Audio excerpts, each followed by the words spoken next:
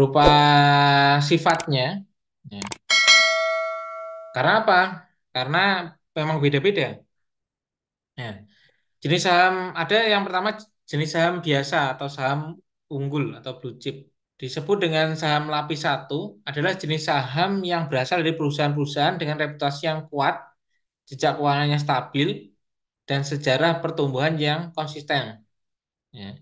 Saham blue chip memiliki kapitalisasi pasar yang besar, yakni di atas 10 triliun. Ya. Jadi perusahaan-perusahaan yang memiliki yang sudah berpuluh-puluh tahun, yang 50 tahun, yang 100 tahun, itu termasuk saham unggul. Ya. Karena kenapa demikian? Karena mereka memiliki track record yang baik. Ya. Jadi untuk pertumbuhannya pun itu juga stabil, konstan. Ya. Itu bisa dibeli. Ya, contohnya apa? Contohnya Aqua, ya, Wings Food, dan lain sebagainya. Berbeda halnya ketika kita berbicara tentang growth stock. Ya. Jadi growth stock ini lebih ke saham yang potensi untuk memberikan imbal hasil lebih besar dibandingkan saham lainnya di pasar saham. Nah, ini biasanya adalah perusahaan-perusahaan baru, ya, yang baru naik atau baru merintis, itu pertumbuhannya juga akan lebih cepat. Nah, kenapa kok di saham itu ada keuntungan yang lebih 100%? Jadi cepat banget 100%, 200%, hitungan detik, hitungan menit. Kenapa demikian? Karena setiap hari itu pasti ada muncul perusahaan-perusahaan yang menjual sahamnya. Nah, ketika pertumbuhannya cepat, itu biasanya juga untuk penurunannya itu juga cepat. Nah, sehingga kita perlu lebih teliti dalam membeli saham. Ya. Contohnya apa? Perusahaan-perusahaan yang growth stock, ya. Ada yang lagi booming, ini ada yang namanya AC Hardware, ya. Kan lagi banyak nih, banyak buka-buka cabang di seluruh Indonesia. Ada juga BCA. Kalau BCA ini memang apa ya? Lebih ke perusahaan yang memang hijau banget. Ya. Jadi ini pertumbuhannya juga semakin cepat. Ada juga yang namanya emerging growth stock. Emerging growth stock adalah sebuah apa ya? Semacam saham, ya, yang dikeluarkan oleh perusahaan yang relatif lebih kecil dan memiliki daya tahan yang kuat meskipun dalam kondisi ekonomi yang kurang mendukung. Kebanyakan kalau emerging growth stock, kalau tadi kan growth stock itu lebih stabil ya. Ya. Saham unggul itu lebih stabil yang perusahaan-perusahaan besar yang biasanya bidangnya bidang keseharian. Growth stock itu yang saham yang selalu bertumbuh. Emerging growth stock ini lebih ke saham yang dikeluarkan oleh perusahaan-perusahaan kecil yang baru-baru tumbuh. Dan ini pun bersifat spekulatif. Sehingga apa? Sehingga kita perlu lebih teliti lagi. Berikutnya adalah income income stock, ya, atau saham pendapatan. Ya. Merupakan saham perusahaan yang selalu membayar dividen lebih besar dari rata-rata dividen pada tahun sebelumnya. Dengan demikian, pemilik saham ini biasanya memiliki pendapatan yang meningkat terus dan rutin sehingga memiliki daya tarik. Ada juga cyclical stock. Jadi kalau cyclical stock itu merupakan saham perusahaan yang pendapatannya terpengaruh oleh kondisi makroekonomi dan siklus bisnis. Jadi kalau si cyclical cycle cyclical stock itu lebih ke tergantung perubahan makro di dalam dunia. Jadi ketika pasarnya lagi bagus, maka mereka akan bagus. Sedangkan defensive stock atau saham defensif, ya, itu adalah saham yang memberikan dividen yang konsisten dan pendapatan yang stabil terlepas dari keadaan pasar saham secara keseluruhan. Ya. Saham defensif cenderung lebih stabil selama berbagai fase siklus bisnis. Ya. Karena terdapat permintaan konstan terhadap produk mereka. Ada juga yang terakhir adalah spekulatif stock. Jadi saham-saham yang menawarkan keuntungan, tetapi ya itu juga eh, resikonya juga cukup besar. Ada juga yang namanya obligasi. Ya. Jadi obligasi itu adalah bahasa bahasa Inggrisnya bonds, itu adalah hutang, instrumen hutang. Apa yang didapatkan ketika kita berinvestasi di obligasi itu adalah berupa kupon ataupun bunga. Ya.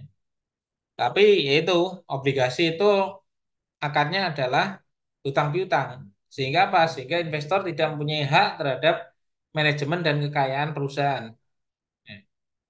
Dalam struktur modal, modal asing atau hutang jangka panjang. Ya. Jadi kalau di saham tadi itu adalah modal. Ya. Kalau di obligasi itu modal asing atau hutang jangka panjang. Hampir sama seperti saham, ya, jenis-jenis saham obligasi itu ada beberapa. Yang pertama ditinjau dari segi peralihan, ya, obligasi atas unjuk dan juga obligasi atas nama.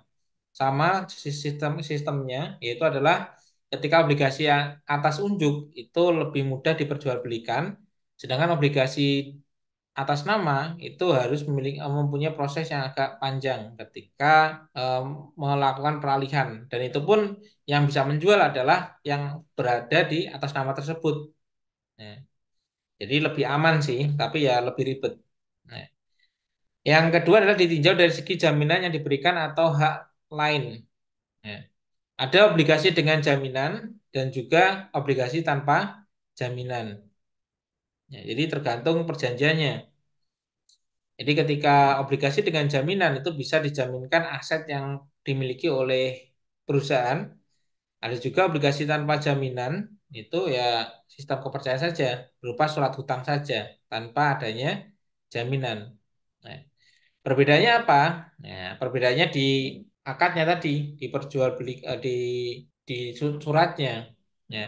Ketika perusahaan, ya, itu akan terjadi ketika perusahaan itu mengalami gagal bayar, ya, dari dalam jangka waktu atau tempo itu tidak memiliki apa namanya tidak bisa bayar, maka ketika ada obligasi dengan jaminan, maka jaminan tersebut akan dijual untuk memberi atau melunasi hutang yang ada di investor. Sedangkan tanpa jaminan itu ya nunggu, ya, nunggu perusahaan itu membayar. Tapi dua-duanya itu biasanya memiliki bunga yang berbeda atau kupon yang berbeda, nilainya akan berbeda. Ditinjau dari cara penetapan dan pembayaran bunga dan pokok itu ada beberapa pilihan. Ya. Jadi ada obligasi dengan bunga tetap. Jadi setiap 3 bulan sekali atau 6 bulan sekali atau 1 tahun sekali itu memiliki bunga tetap. Nanti akan dikasih berapa bunganya. Gitu. Ada juga obligasi dengan bunga tidak tetap. Obligasi ini berdasarkan value dari perusahaan. Ya, ketika perusahaannya naik value-nya, maka bunganya akan naik. Yang ketika value-nya turun, maka bunganya akan turun. Ada juga yang ketiga adalah obligasi tanpa bunga. Nah, ini pun juga ada obligasi tanpa bunga. Jadi, perusahaan itu meminjam tanpa adanya bunga. Pertanyaannya adalah investor dari mana? Ya, dapat pahala akhirnya. Obligasi yang tidak memiliki jatuh tempo atau perpetual bond. Ya, jadi, obligasi tersebut tetap memiliki bunga, tapi itu jatuh temponya itu unlimited, ya, sesuai dengan kesanggupan bayar dari perusahaan. Nah, tetapi ya itu kelemahannya adalah semakin lama perusahaan tidak membayar, maka mereka juga akan semakin besar mengeluarkan bunganya. Nah, ada juga yang kelima adalah obligasi konversi. Nah, ada juga beberapa perusahaan itu yang contohnya tidak sanggup bayar, sehingga apa? Sehingga obligasinya atau surat hutangnya dikonversi menjadi saham kepemilikan. Nah, itu pun juga ada yang seperti itu. Pertanyaannya adalah siapa pemain pasar modal? Ya. Jadi yang pertama itu ada yang namanya emiten atau perusahaan. Nah, tujuannya apa? Tujuannya adalah memperluas usahanya. Jadi mengembangkan bisnisnya tentunya butuh modal. Sehingga apa? Sehingga mereka juga butuh pinjaman. Yang kedua adalah memperbaiki struktur modal. Nah, Jadi ini pun juga salah satu hal ketika perusahaan itu mengalami minus, ya, kan perlu cash, ya, perlu cash. Sehingga apa? Sehingga perlu memperbaikan struktur modalnya. Ya. Mungkin karena owner itu terlalu sering mengambil dividen, ya, sehingga apa? Sehingga ya struktur modalnya itu kurang baik. Ya. Atau yang ketiga untuk mengadakan pengalihan saham. Nah, karena sahamnya terlalu besar, maksudnya terlalu banyak orang yang di membeli saham mereka, maka mereka mengalihkan ke hutang. Ya. Jadi kalau di akuntansi itu kan memang harus balance. Ya. Yang kedua adalah investor tujuannya memperoleh dividen atau bunga, ya, bagi hasil ataupun bunga. Yang kedua adalah kepemilikan perusahaan. Nah, jadi bisa jadi obligasi tersebut, obligasi contohnya tadi obligasi konversi, maka mereka akan mendapatkan kepemilikan perusahaan tersebut. Itu pun juga bisa. Yang ketiga adalah berdagang dan juga adanya spekulasi. Ya.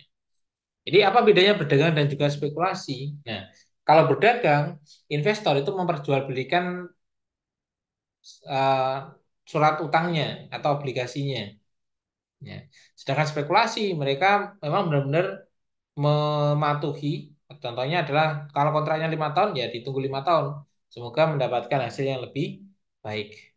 Berikutnya adalah C adalah lembaga penunjang, yaitu penjamin emisi dan juga perantara pedagang efek. Ya. Jadi siapa yang menjadi penjamin emisi? Ya, itu biasanya adalah Bank Indonesia.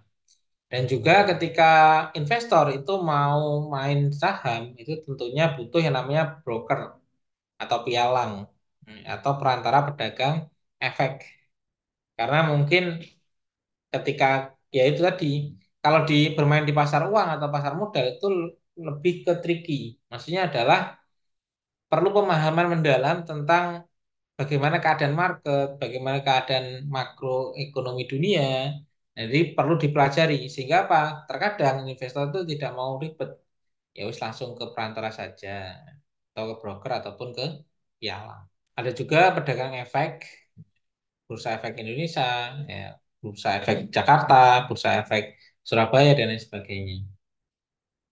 Ada juga penanggung atau guarantor atau wali amanat serta konsultan hukum serta notaris. Nah, itu orang-orang yang tergabung di dalam penjualan pasar uang dan juga pasar modal. Jadi di pasar modal pun itu perlu analisa mendalam. Ya. Jadi analisa fundamental dan juga teknikal. Nah, fundamental dari mana? Dari kita mempelajari perusahaannya. Apakah perusahaan tersebut memiliki track record yang baik di masa lampau? Nah, siapa ownernya, apa usahanya, bagaimana laporan keuangannya, itu pun juga harus dipelajari secara fundamental. Dan juga kita pun ketika terjun di saham ataupun di pasar uang atau pasar modal, kita perlu mem- mempelajari tekniknya. Bagaimana membeli saham, bagaimana kapan menjualnya, kapan membelinya, apa yang harus dibeli, itu pun juga harus tahu. Ya. Di dalam pasar modal itu pun juga ada pasar perdana, pasar sekunder, dan juga pasar paralel. Ya. Kalau pasar perdana itu dilakukan ketika perusahaan itu di awal-awal mengeluarkan sahamnya. Ya, dan itu pun biasanya orang-orang khusus, ya, yang sudah lama di bidang saham tersebut. Nah, lalu ketika investor itu sudah memberikan dana kepada perusahaan, maka investor pun bisa memperjualbelikan sahamnya, yaitu di pasar sekunder. Ya. Ketika ada investor pertama yang menjual ke investor umum, ya, investor yang kedua, maka investor kedua pun juga bisa menjual ke investor yang lain, yaitu disebut dengan pasar paralel. Ini pun ketika perusahaan itu mau menjual saham ataupun obligasinya itu butuh proses yang panjang. Ya, butuh proses yang panjang. Jadi mulai dari persiapan, ada letter of intent, persyaratan pendaftaran, evaluasi Bapepam, izin Bapepam turun, masuk ke pasar perdana masuk ke penjatahan, ketika ada masalah bisa di refund, penyerahan sertifikat, pencatatan listing di bursa atau pasar sekunder dan lain sebagainya. Itu pun panjang.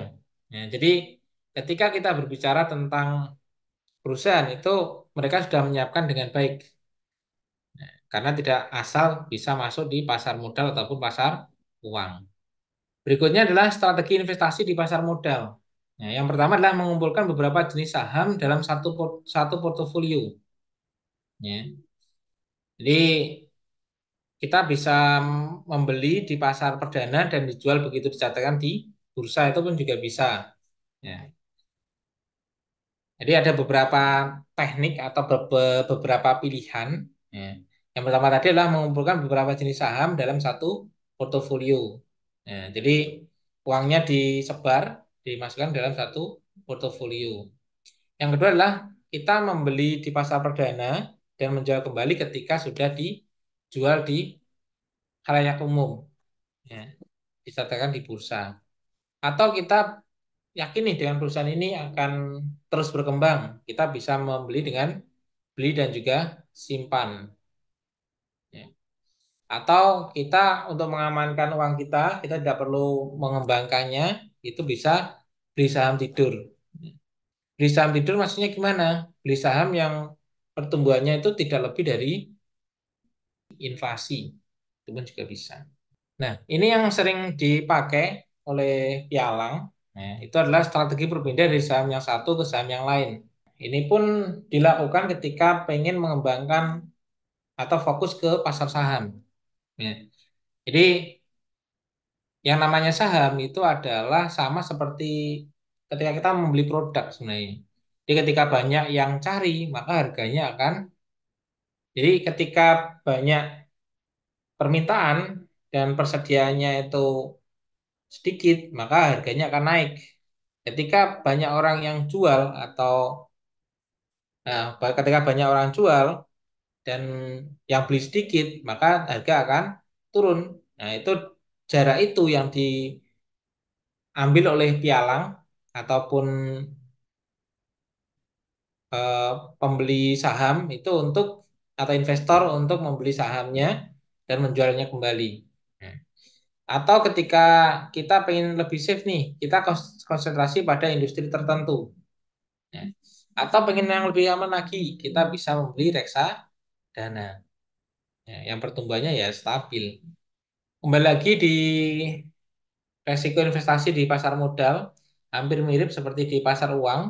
Ya itu lagi, resiko daya beli, resiko bisnis, resiko tingkat bunga, resiko pasar, dan juga resiko likuiditas.